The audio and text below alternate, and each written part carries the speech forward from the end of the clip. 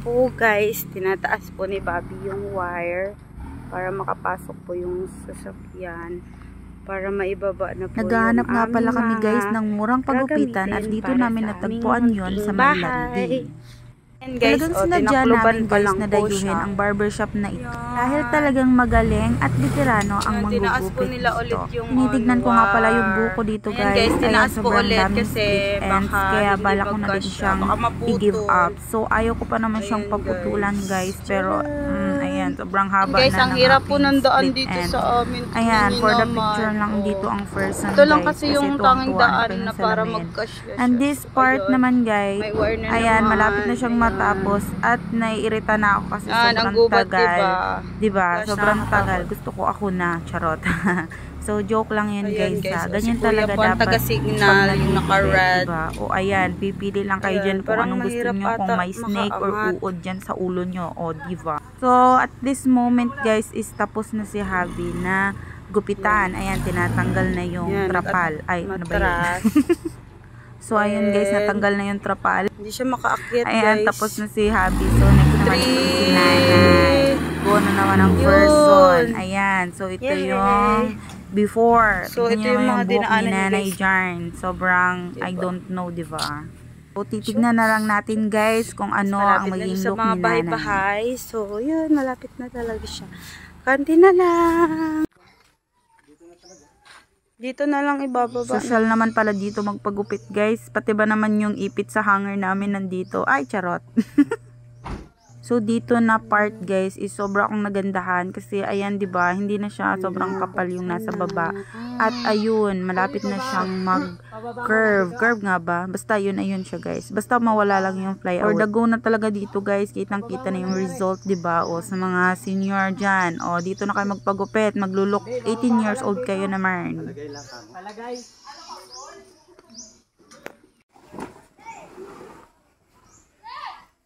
Yan, binababa na namin.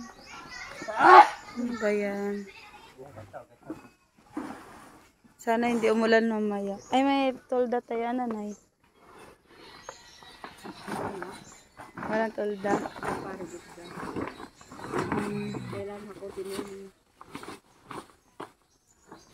Mamaya na lang. Buti na lang timing sila dumating, break time namin. Baka hanggang dun lang yan sa poultry pag ganun.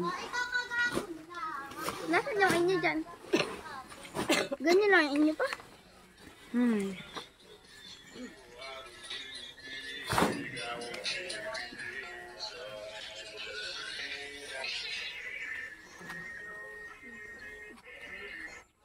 Lipat naman ba sa atin? Mataas to, bro? Mataas to? Nainip na nga talaga ako guys kasi gusto ko na magupitan na ako. Kanina pa ako naghihintay sa kanila. Grabe. Ayan. Kaya naisipan ko dito na maglagay muna dito ng pentel pen sa aking mata para humaba siya tignan. At magmumukha akong Koreang hilaw. O, diba guys? Dala-dala ko pa talaga yung pentel pen ko dito sa barbershop ni Ninong. O, diba? Ang laki kasi ng salamin nila guys. 1, 2. Wala na talagang chance magkaroon ng dimple. Kasi matanda na, shoot ka. Oh, gandang yan for the go. Tapos nakaw-nakaw dito ng pulbo. O, maingay ha. Atin lang yan. O, tapos pahid-pahid. Ganon lang guys. O, diba? Para-paraan para maging beautiful. Beautifully. O, ayan. Is ng konti. Goodbye hair. 1, 2. So, at this moment guys, nagpapaalam na talaga ako sa buhok ko kasi sobrang tagal na namin ng split ends ko. Parang mga 3 years na kami nagsasama ng split ends ko. Pero ngayon, talagang i-give up ko na siya. Ayan, tapos na si mother. Pakas, tapos na rain. For the suklay-suklay lang here for the go. O diba, kitang-kita na talaga ang result guys. Na nag-curve na siya, hindi na siya fly away. Fly to the ocean and to the clouds. O diba, ang ganda. Tapos may paganorn pa si Ninong. Talagang panyulok talaga niya si nanay ba? O, na hinati pa ng papaganorn. O, diba guys, syempre naman, kapag nagugupit ka, alam mo yung magiging result at magiging kagandahan nito. Ganun talaga yun.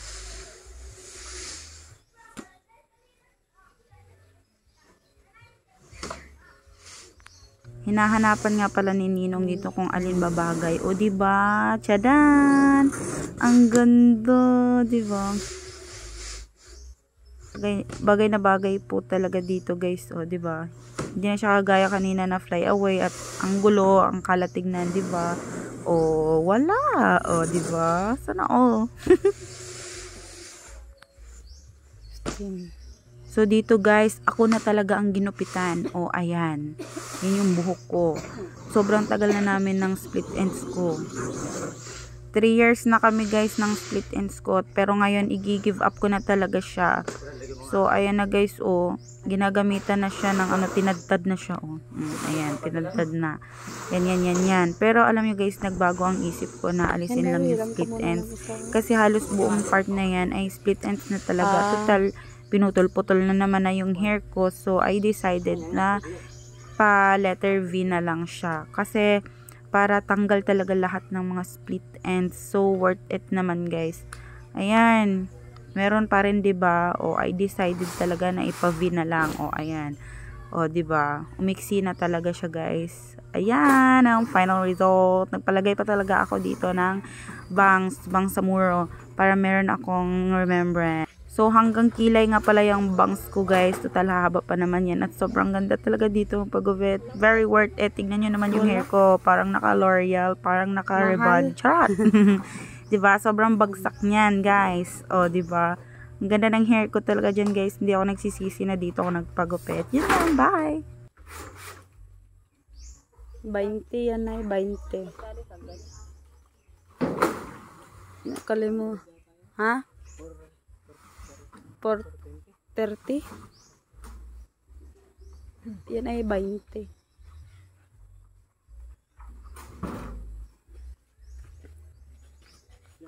Abi.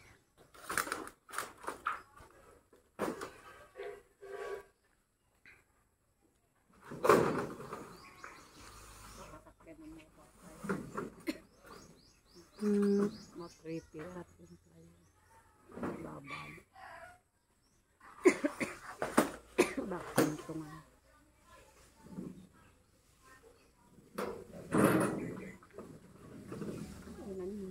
Bainte. Tama.